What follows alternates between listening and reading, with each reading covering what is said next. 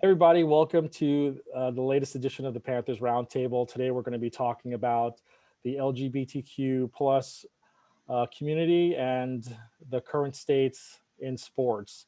I've got a great group of panelists today, starting with Katie Gardner. She's the VP of Business Strategy and Marketing at the NWHL and the co-director of marketing of Pure Hockey. Next, we have Natasha Torres. She's a tennis player, a USTA national champion, and she's kicking butt on the courts. And finally, we have my colleague, John Adams. He's the Senior Director of Game Presentation here at the Florida Panthers. He has over 25 years in sports production. My name is Docil.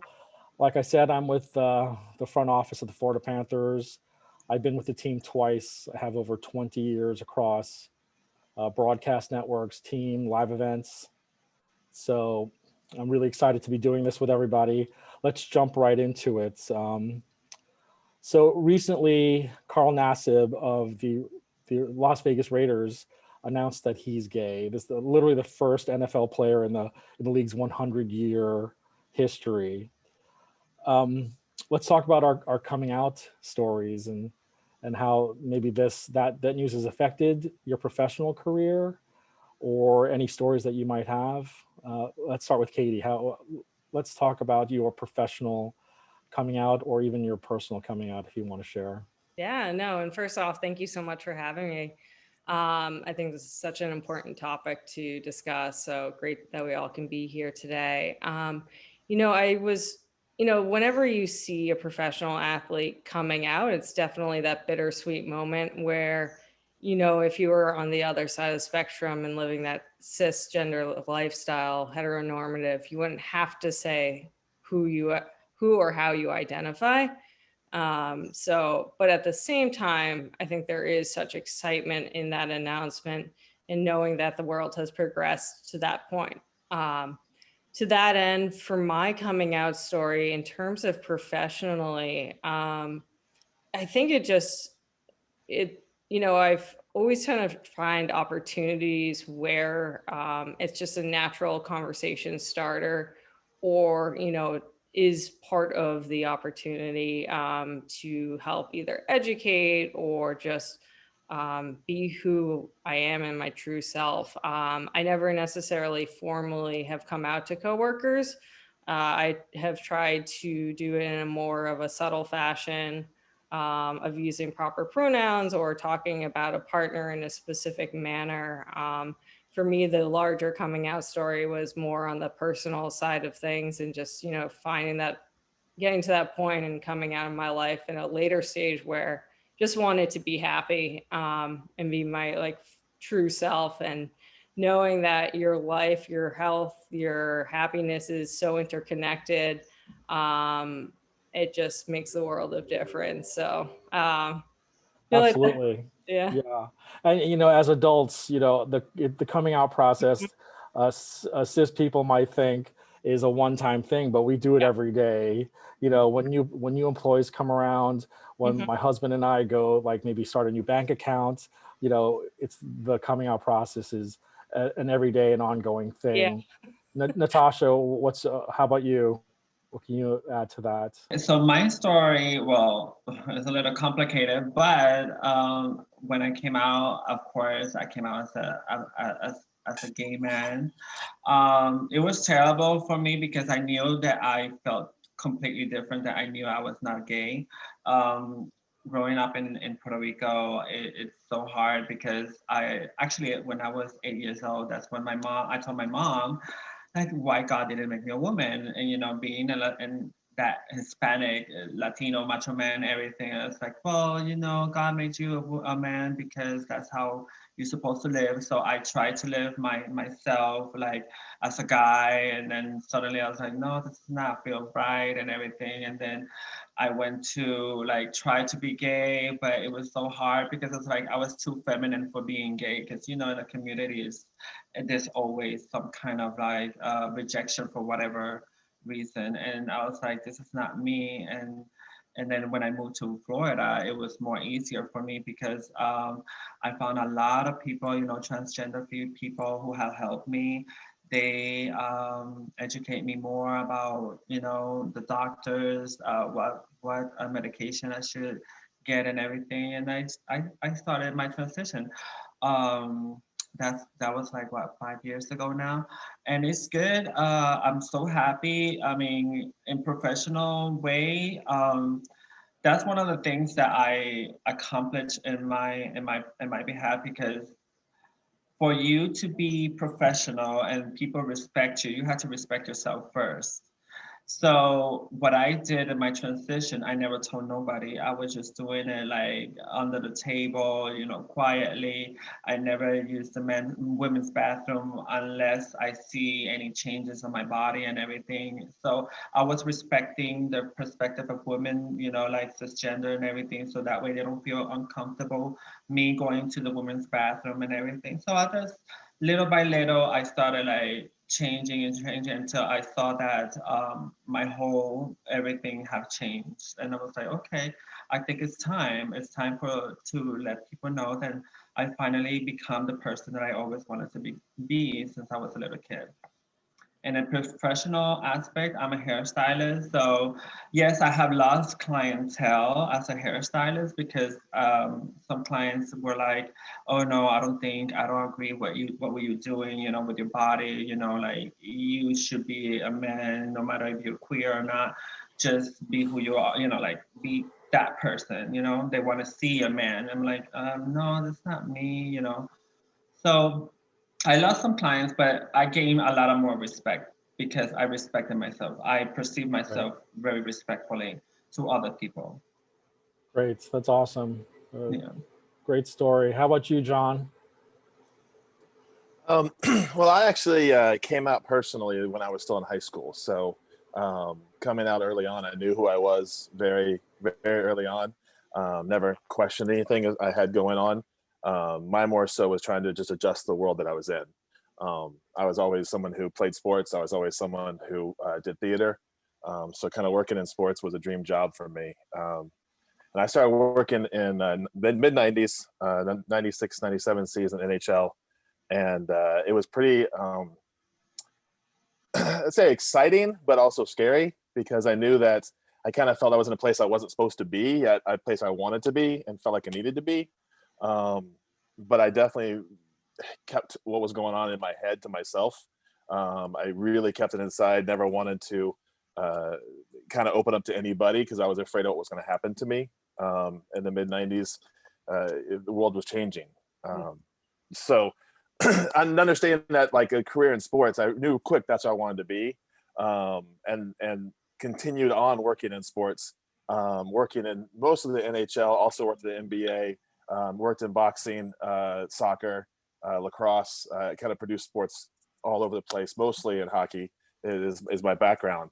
But one thing, you know, as I moved through my career, and I changed teams and things I went to, I noticed that no matter where I went, it was kind of like always a sports environment, but different parts of the country, it was a different environment to work in, and you always encounter different people. So, I mean, I was lucky in the sense that at that time I was able to usually connect with either 1, 2, 5 people that were very close to me who knew who I was, but beyond that, I never would let people find out who I was. I would never let them see what was going on with me.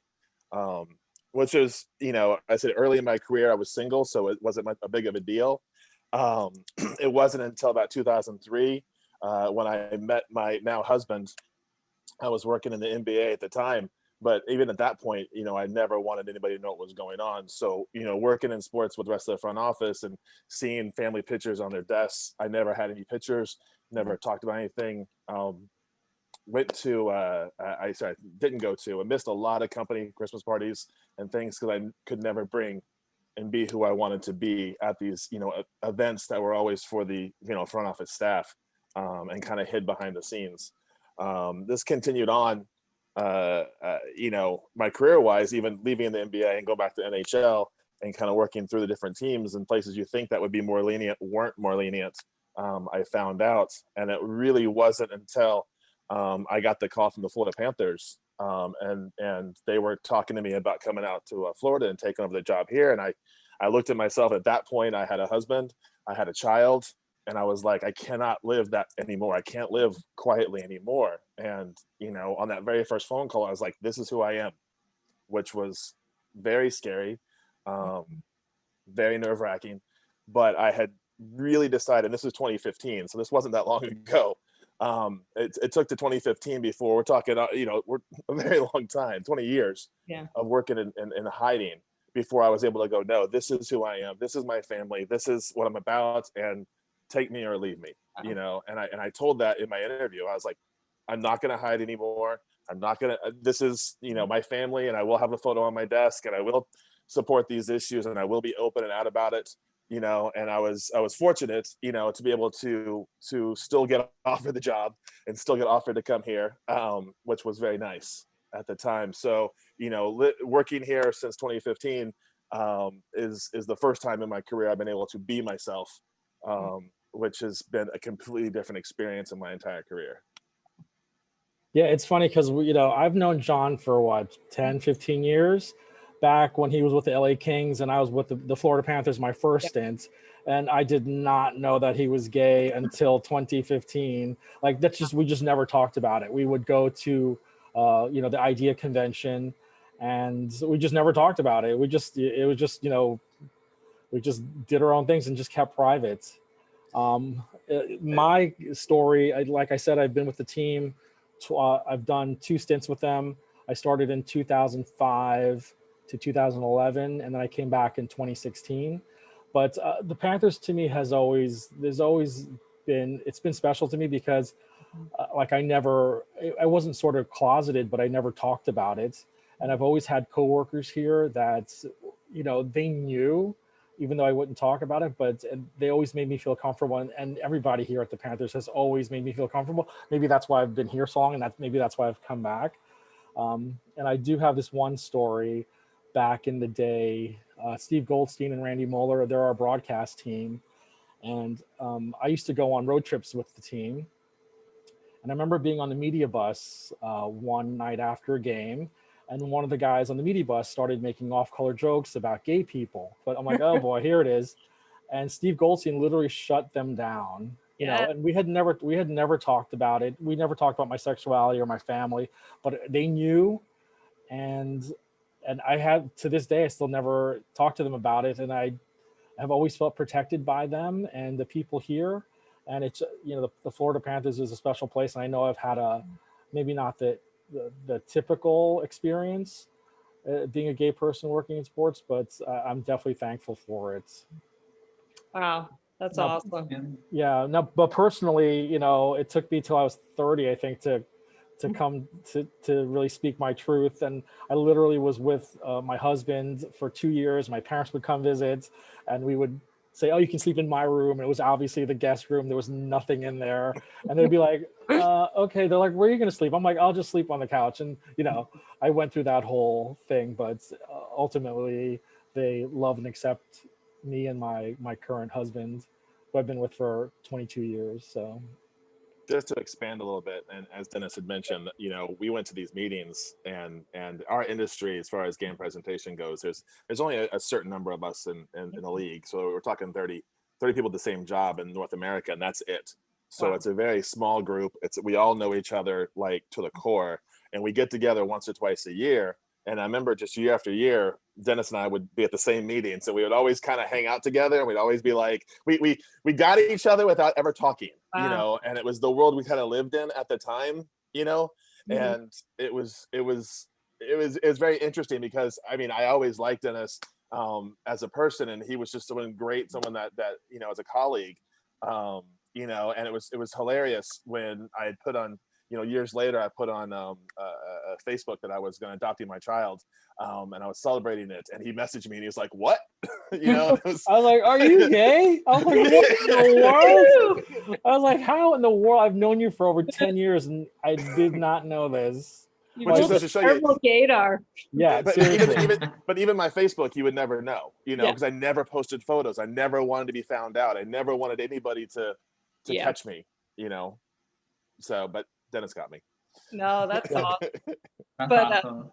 It's just kind of interesting how different all of our paths are. And, you know, my really started my sports career in the last 5 years, despite being in the workforce for, 12, and just never for me having to really come out to my coworkers or any athletes. It's just, it's nice to see that. I mean, there's so much progress that needs to be made, but how much progress has already been made. Or it might just also speak to the juxtaposition, the differences between women's and men's sports, where there are a lot of differences. Absolutely. We touched on the climate back 10 years ago. How about, Katie, why don't you talk about some of that, what you've seen maybe in the last 10 years, the differences for you and your perspective? Yeah, I mean, so much has even changed professionally, personally in 10 years. 10 years ago, I was still very deep in the closet, trying to live a very heteronormative life, just thinking I could just kind of will it away, which is really sad when you're not just open and honest with yourself, and you're never happy, which I think we've all spoken to, of just nothing good about being in the closet.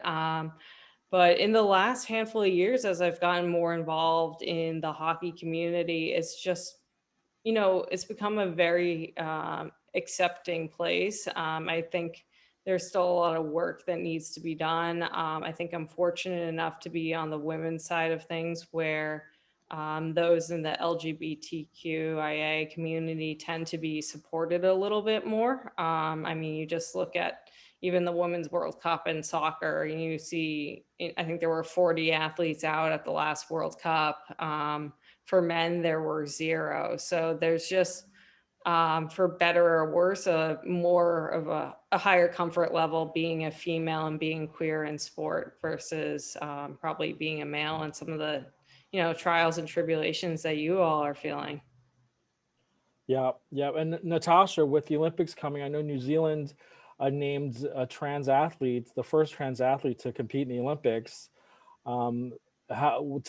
me about how that has affected you and your experience in the last. I know you said you transitioned 5 years ago. Maybe in the last 5 years, what have you seen change, or if there's any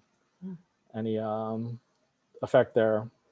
Well, I think we still have, for trans community, we still have a long road to come, because there's a lot of questions. A lot of people have told me, especially in tennis, it's like, oh, but you're a trans woman, you have more an advantage because you were born a man and all that stuff. And I'm like, especially in tennis, for me personally, it's not about power, it's about placement, and it's mindset. Tennis is about mindset. Last 2 weeks ago, I played with a lady that's same level as I am. She's 60 years old and she beat me. There's no comparison. It's how you play the game, how you practice and do your exercises all the time.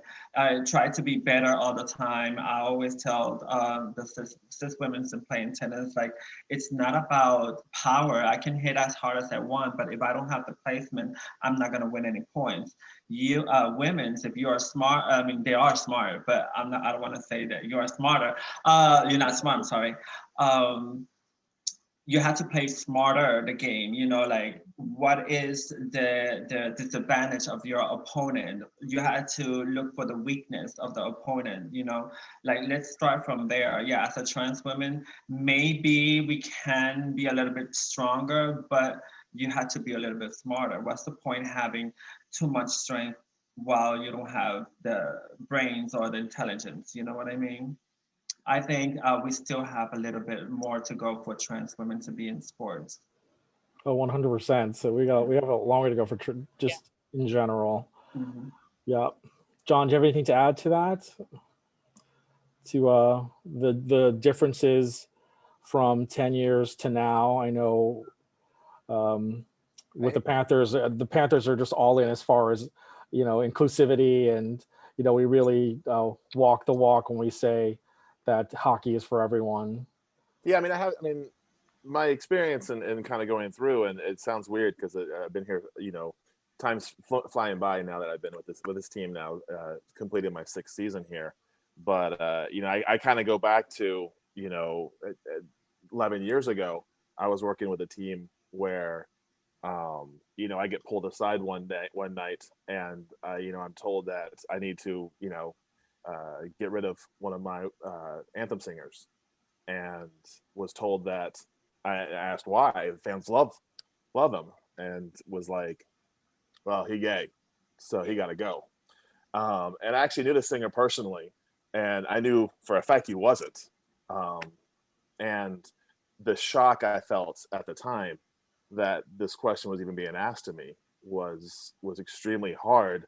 And when I tried to explain that I knew this person personally, and I assured them that he wasn't, fans love him, things like that, and they said, "Well, he looks it, so that's close enough," you know. And I was like, "Excuse me," and then proceeded to, you know, let me know in not the nicest of ways that if there was anybody else on my staff or crew that I was working with that could be perceived that way, that I should probably go ahead and get rid of them as well. So, you know, this is literally, you know, 11 years ago, 12 years ago. This is not that long ago. So, you know, we've come a extremely long way. You know, things would be a lot different now if that same conversation went on. But I think, you know, Dennis and I both working in hockey for, you know, 20 plus years, you know, the littlest of steps were absolutely huge, you know, and coming through. And I think, you know, sometimes now people, you know, kind of making the way for the future, you know, so it's not as hard for them. But, you know, for us, you know, every little step kind of came out, you know, as a huge step for us. You know, when Pride Tape came out, it was a big deal. When You Can Play came out, it was a big deal, because at least the conversation was starting. And for me, I was so excited that like it was happening. A conversation was happening, and it was kind of a way to go. But even when Pride Tape came out, you know, players, you know, didn't want to put on their sticks. You know, usually was you had one or two guys, and I looked at those one or two guys, and I'm like, I'm buying a jersey. You know, because they were supporting us at the time, and you know, kind of that way. I just got, you know, so excited that somebody was even willing to take that step, you know, and do that and put that tape on their stick was a huge, way more than they knew. You know, kind of reaching out to somebody, and you know, me and as adult, but you know, also kids and things like that, and you know, kind of coming through, you know, to the point now where, you know, even when I went to the, you know, my first year with this team, the first time we had a Pride night, I was very much like, are we doing this? Like, is this happening? Yeah, that was John. That wasn't long ago. That was like maybe 3 or 4 years ago. We did Pride Night, and I remember being blown away by it, and just thinking, this, you know, I could never even have imagined this when I first started with like, the team. We're going to talk about it. Like, this is. I look at Dennis, and I'm like, oh, this is really happening for us. You know, and kind of coming through. But you know, and I even questioned how far we were going to go with it. Like, what does it mean to have a Pride night? You know, and kind of going, you know, that route with it. But the fact that we've been doing one, you know, I look at Pride night when we first did our first Pride night, and then our Pride night this year. Like, we've come full circle from, you know, let's just have some Pride tape and we'll say it's Pride night and not upset anybody, to, hey, we're out, let's go for it, you know, and now we're marching in parades, you know, with a company logo on our chest, you know, like that's that to me is such a huge swing.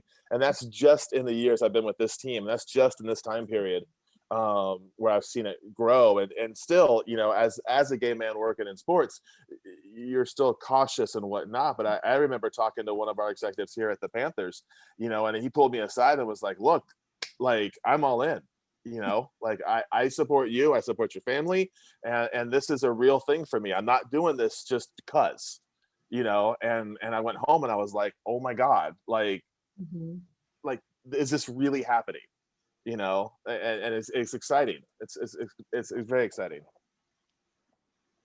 Great. So let's talk about fostering an inclusive atmosphere and what's imperative. Katie, you're a leader with the NWHL. What do you think is important? How do you create that environment that people are comfortable in? Yeah, I mean, from an organizational standpoint, I think it's really multifaceted. There's no one size fits all. I think it starts with the leadership in the organization setting the tone of what it will stand for and not stand for. So for us, it's identifying key like partners to help us kind of walk the walk and talk the talk. So, partnering with organizations like Athlete Ally, as well as You Can Play, to, be a supporter for us and help educate us so that we can be a leader in the space, and really help support our athletes, our fans, our professional staff, because there are many people who don't look like hockey fans have changed over the years. So it's just like we as individuals, not everybody looks and acts the same way. And so I think while you're never going to have everyone be a fan of your league, you want to be able to support everybody who supports your teams, and your athletes. So I think that comes with education, continuing to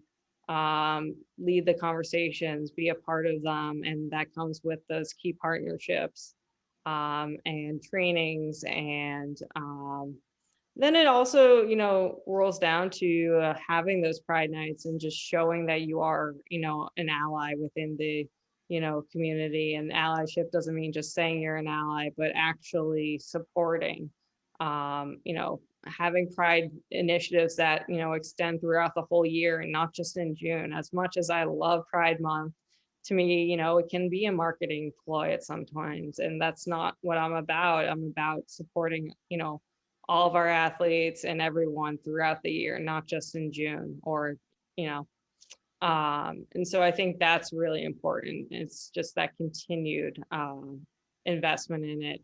And I think, creating an environment that is really open and honest and allows people to feel like they can talk and have a say and be part of the conversation. And, raise questions, whether it's towards the league or teams that might be uncomfortable, and knowing that they have the right to feel supported in doing so. And just, I think it really comes to having those open and honest conversations and the right people to be part of them. 100%, absolutely. And the fact that, Pride happens in June, and we should be concentrating throughout the year is a great point. Yeah. And Natasha, I know you won the national championship under Kevin Sims, one of the South Florida captains here, and he passed away from COVID, God rest his soul. But he was really able to, the team that you were on was so diverse. You want to talk about how he created that, or your team, and how inclusive it was, and just people from all walks of life came together and won a national championship? Well, it was interesting because I was not on a USTA team at all. I was just playing tennis for fun here and there. I learned tennis on my own, just looking at tennis sports all the time. And I was like, I'm interested in tennis. And Kevin Sims came up to me and was like, I like the way you play. Do you want to play for my team? And I was like, sure, why not? It's a good opportunity. And I started playing with the team. At first, because as a trans women, we always have some kind of doubt of ourselves. It's not of the people, like how people will perceive us because as a trans, a lot of people have a different perspective of trans women. And in my mind, I was like, oh my God, they're gonna be like, they're not gonna like me. And then that's things that came out to my mind to be myself. And little by little, I started being introduced to all my teammates and everything, and they started liking me and everything. We all became one family at the end of the day. At the end of the year, we still play each other and everything. When we got to nationals, that was the best thing ever. I mean, it was a dream come true because I've never been in this high of a level of competition. So I was like, you know what, let's try this. And when we won, it was like the best thing ever.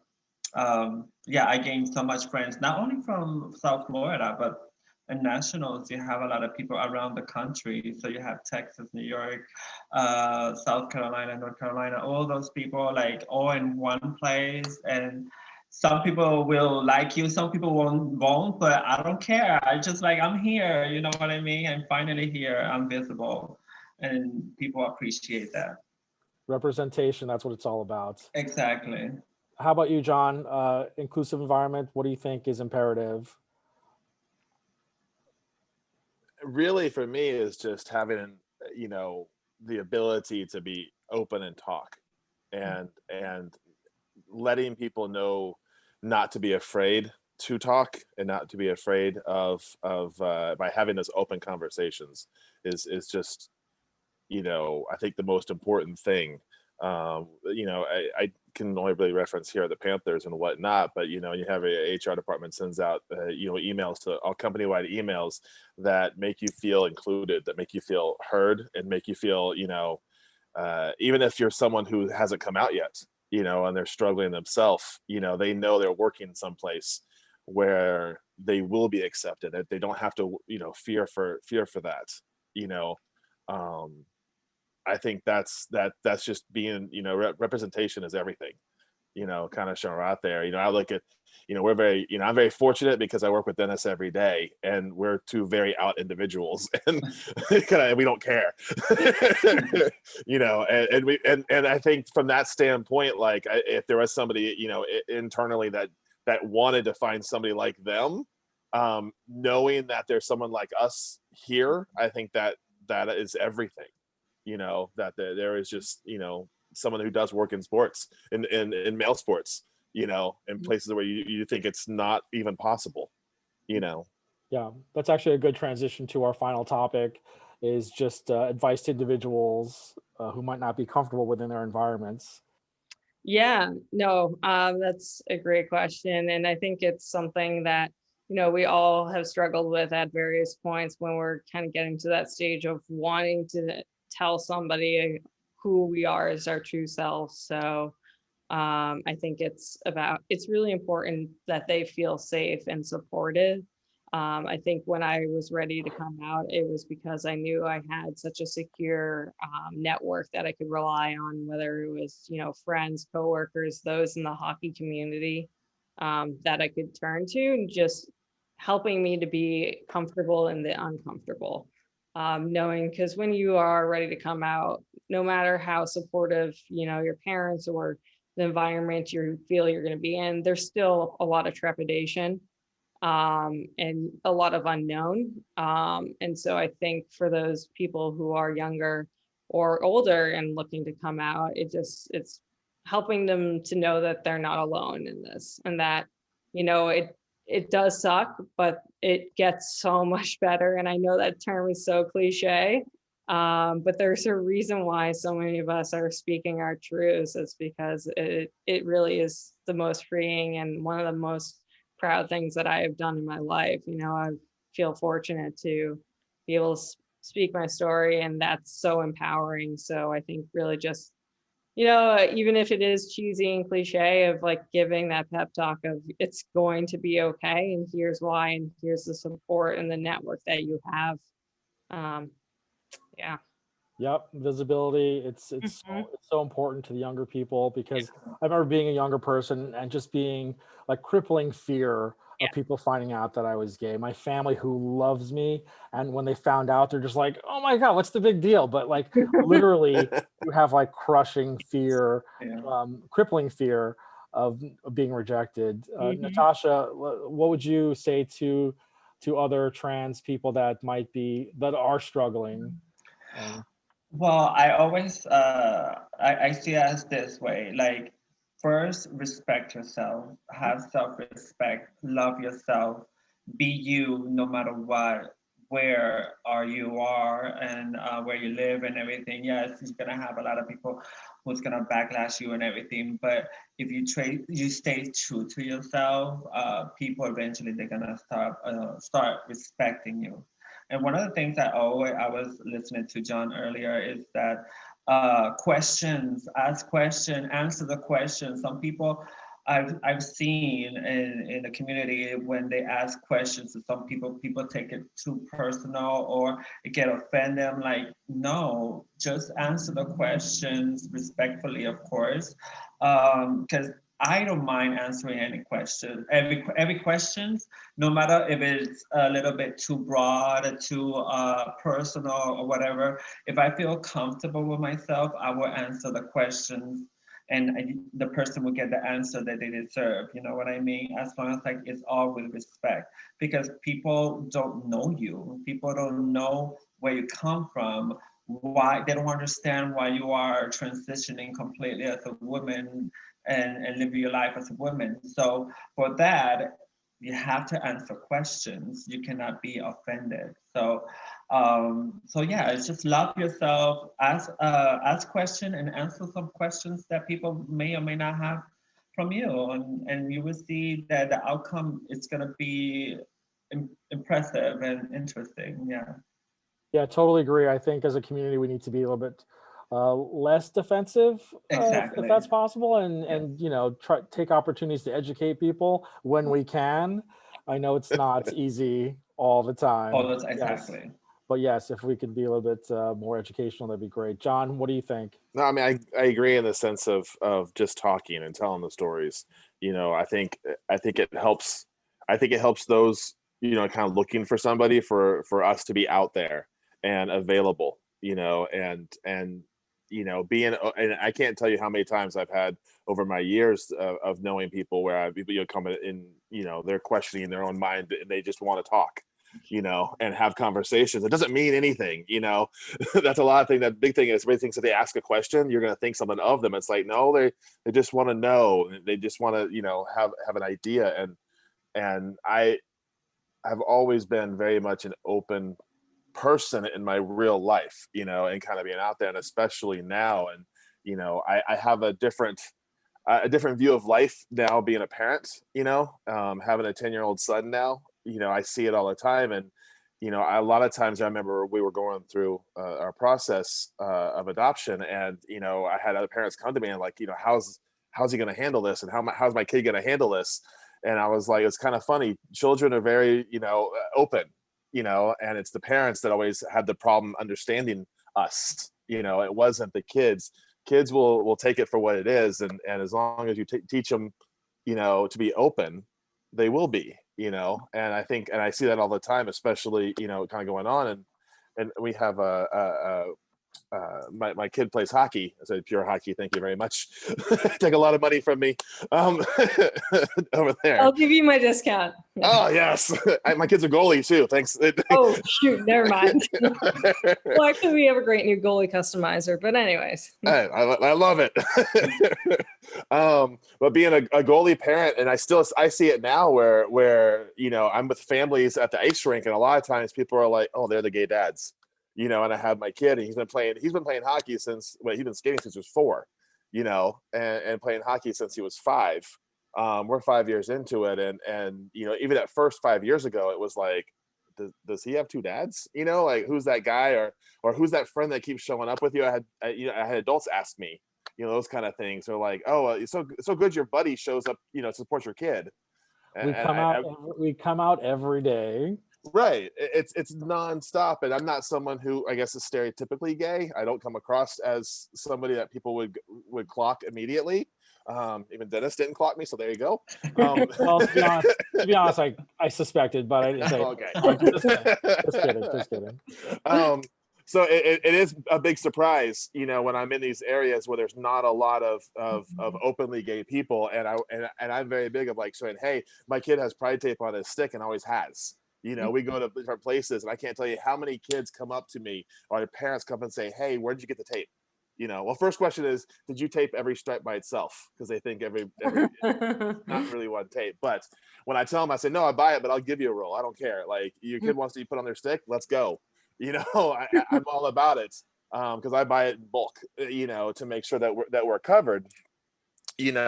But just always kind of being out there and kind of saying it. It's always fun when they go, oh, that's the kid that has the 2 dads, and I start talking to them, and they start, wow, you don't really come across as someone like that, like that. And then they find out I work at the NHL.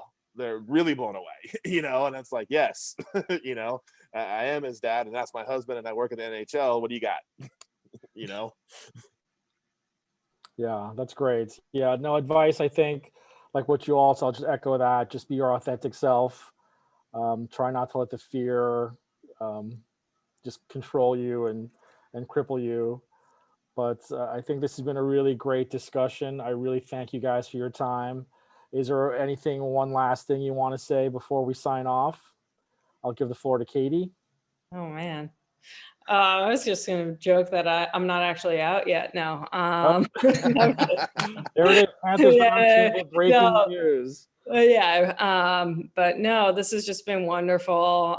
Just encourage everyone to be themselves, whether that's, gay, straight, bi, otherwise. I mean, you're just, everyone's so loved, and like, it's nice that we're getting to have these conversations, and just excited to see how far the world's going to go in another 5-10 years.